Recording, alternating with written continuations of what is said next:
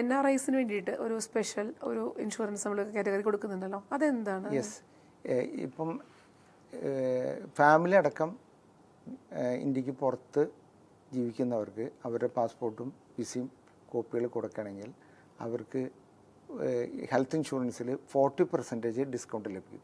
Okay. അതിലാകെ ഒരു drawback എന്ന് പറഞ്ഞാൽ എന്തെങ്കിലും ഒരു ക്ലെയിം എടുത്തു കഴിഞ്ഞാൽ ആ ഡിസ്കൗണ്ട് നഷ്ടപ്പെടും. ഓക്കെ. ഇപ്പോൾ പുറത്തുള്ള ഒരാളെ സംബന്ധിച്ചിട്ടുണ്ടെങ്കിൽ അവർ കുറേ നാൾ അവിടെ തന്നെ നിൽക്കാനോ ഉദ്ദേശിക്കുന്നുണ്ടെങ്കിൽ അവരെന്തെങ്കിലും നാട്ടിൽ വരുന്ന സമയത്ത് ഒരു ഇൻഷുറൻസ് കൊണ്ടാന്ന് വെച്ചാൽ മേ ബി ചിലപ്പോൾ എന്തെങ്കിലും അസുഖങ്ങൾ വന്നാൽ അവർക്ക് എടുക്കാൻ പറ്റാത്ത അവസരം. അപ്പോൾ ഇപ്പോൾ പ്രീമിയം ഡിസ്കൗണ്ടിൽ നമുക്ക് ഇപ്പോൾ പോളിസി എടുത്ത് വയ്ക്കാൻ പറ്റിയ നല്ലൊരു അവസരം കൂടിയാണ്.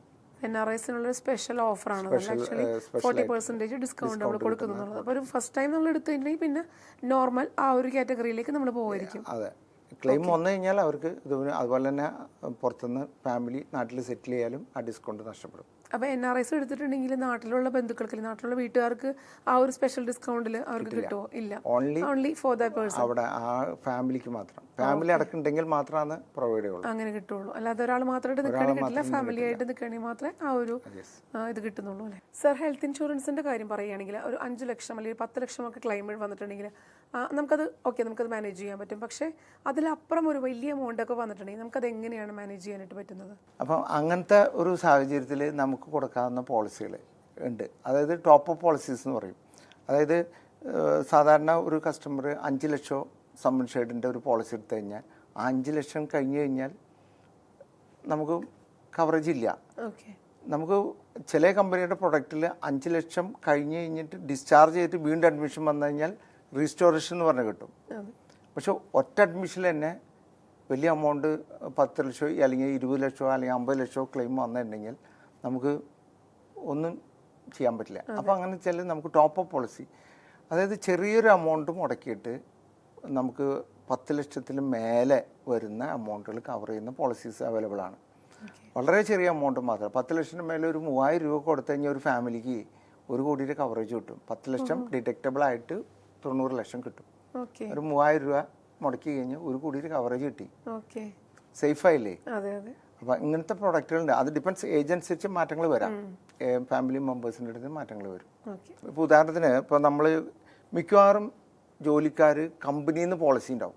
അപ്പം ഞങ്ങൾ എന്തിനാ വേറെ എടുക്കണമെന്ന് പറയും. പക്ഷെ കമ്പനിയിൽ വരുമ്പോൾ ചിലപ്പോൾ 3 ലക്ഷം അല്ലെങ്കിൽ 5 ലക്ഷം സാധാരണ ഒരു കമ്പനിക്കാർ സംബന്ധിച്ചിട്ട് കൊടുത്തിട്ടുണ്ടാവുള്ളൂ. അപ്പോൾ അവർക്കൊക്കെ ഈ ടോപ്പപ്പ് എടുത്തു കഴിഞ്ഞാൽ, പോളിസി എടുത്തു കഴിഞ്ഞാൽ ഇങ്ങനെ ഒരു ബെനിഫിറ്റും. പിന്നെ അവർക്ക് വരുന്ന വേറൊരു പ്രശ്നമുണ്ട് ജോലിക്കാർക്ക്. അവർ ആ കമ്പനിയിൽ നിന്ന് മാറുമ്പോൾ ആ പോളിസി കട്ടാവും. അത് ഗ്രൂപ്പ് പോളിസിയാണ്. അപ്പോൾ ഈ ഗ്രൂപ്പ് പോളിസി എപ്പോഴും പോർട്ട് ചെയ്യാൻ പറ്റില്ല. അപ്പോൾ ഇവർ ഇൻഡിവിജ്വലായിട്ട് പോളിസി അഡീഷണൽ എടുത്ത് വെക്കേണ്ടതാണ് ഞാൻ പറയണമെങ്കിൽ നല്ലത്. അപ്പോൾ അതിൻ്റെ പ്രീമിയം കുറയ്ക്കാൻ വേറെ ഓപ്ഷൻ കൂടി ഉണ്ട്. ഇപ്പോൾ 1 lakh ഡിറ്റക്റ്റബിൾ വെച്ചിട്ട് ബേസ് പോളിസി തന്നെ നമുക്ക് എടുക്കാം. അപ്പോൾ അതിൽ കുറേ പ്രീമിയം ഡിസ്കൗണ്ട് വരും. എപ്പോഴെങ്കിലും കമ്പനിയിൽ നിന്ന് വിട്ടുപോരാണ് ഈ ഡിറ്റക്റ്റബിൾ വേണമെങ്കിൽ റീഓപ്പൺ ചെയ്യാം. അപ്പം നമുക്ക് അത്ര നാളത്തെ ഡിസ്കൗണ്ട് കിട്ടി, കമ്പനിയിൽ നിന്ന് പോരുന്ന സമയത്ത് ഈ പോളിസിയുടെ കണ്ടിന്യൂറ്റി കിട്ടി. ഈ കണ്ടിന്യൂറ്റി ഭയങ്കര ഇമ്പോർട്ടൻ്റ് കാര്യമാണ്. ചില അസുഖങ്ങൾ വന്നാൽ നമുക്ക് പുതിയ പോളിസി എടുക്കാൻ പറ്റില്ല. അപ്പോൾ അതിനൊരു അവസരമാണ്. പിന്നെ വലിയ കവറേജിന് വേണ്ടിയിട്ട് ടോപ്പ് അപ്പ് പോളിസീസും ഉപയോഗിക്കാം. പിന്നെ നേരത്തെ പറഞ്ഞു ഈ കമ്പനികളുടെ ഈ ഗ്രൂപ്പ് പോളിസീസ്, ശരിക്കും പറഞ്ഞാൽ ഒരു സുപ്രീം കോടതി ഒരു വിധിയുണ്ട്, എല്ലാ സ്ഥാപനത്തിലും നിങ്ങൾ ഈ ജോലിക്കാർക്ക് ഇൻഷുറൻസ് വേണം എന്നുള്ള ഒരു ഇതൊക്കെ ഉണ്ട്. പക്ഷെ ആരും അത്ര കാര്യമാക്കാറില്ല. ഒരു ജോലിക്കാരുണ്ടെങ്കിൽ പോലും അയാൾക്ക് ഈ സ്ഥാപനത്തിൻ്റെ ഉടമ ഇൻഷുറൻസ് കൊടുക്കേണ്ടതാണ് ശരിക്കും. അറ്റ്ലീസ്റ്റ് ഒരു ആക്സിഡൻറ്റ് പോളിസിയെങ്കിലും കൊടുക്കണം. ഇപ്പോൾ ആക്സിഡൻറ്റ് പോളിസി എന്ന് പറഞ്ഞു കഴിഞ്ഞാൽ പല രീതിയിലുണ്ട്. നമുക്ക് അസുഖങ്ങൾക്ക് മാത്രമല്ല, ആക്സിഡൻറ്റ് മൂലമുള്ള അസുഖങ്ങൾക്ക് മാത്രമല്ല, അവർ അസുഖം മൂലം, ആക്സിഡൻറ്റ് മൂലം കമ്പനിയിൽ ലീവ് ആയാൽ പോലും വീക്കിലി കോമ്പൻസേഷൻ കിട്ടുന്ന ഇതുകളുണ്ട്. അപ്പോൾ അങ്ങനെ വരുമ്പോൾ ഒരു ജോലിക്കാരന് ഒരു മാസം ബെഡ് റെസ്റ്റ് ആണെങ്കിൽ അയാൾക്ക് ശമ്പളം കിട്ടില്ലല്ലോ.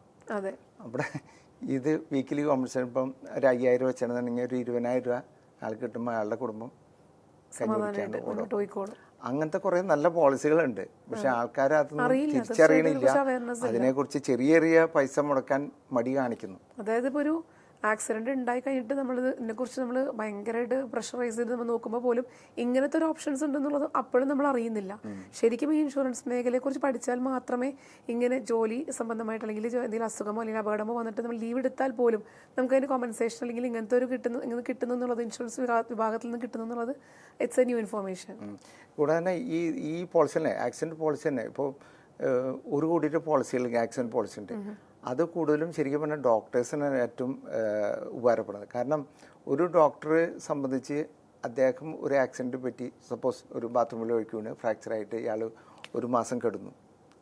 ഇദ്ദേഹത്തിന് നമുക്ക് വീക്കിലി കോമ്പൻസേഷൻ എന്ന് പറഞ്ഞു കഴിഞ്ഞാൽ 1 ലക്ഷം വരെ ആഴ്ചയിൽ കിട്ടും.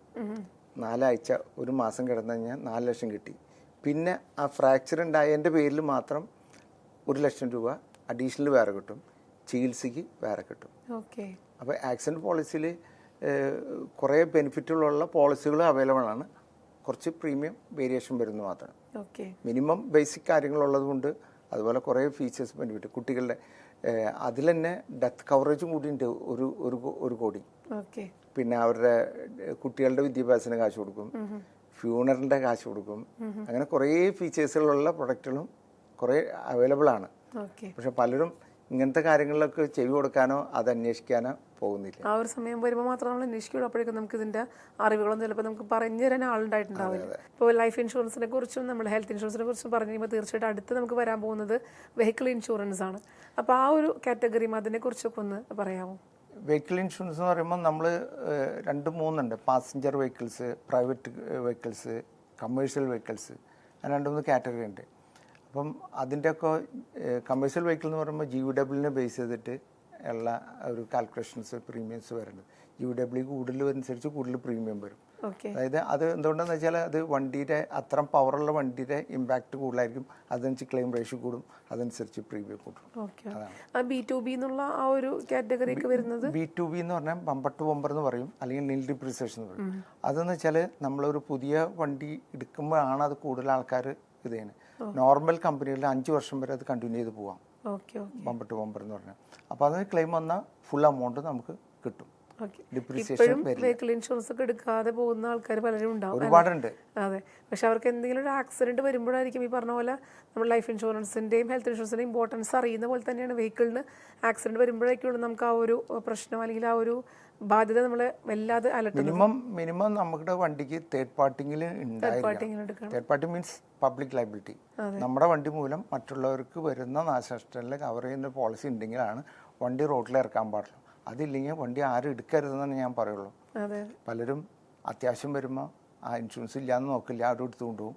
എന്തെങ്കിലും പ്രശ്നം വന്ന് നമ്മുടെ എന്താ പറയുക, വലിയൊരു ബാധ്യതയായി മാറും. വീട് പോലും നമുക്ക് നഷ്ടപ്പെടുന്ന അവസ്ഥയിലേക്ക് പോകും.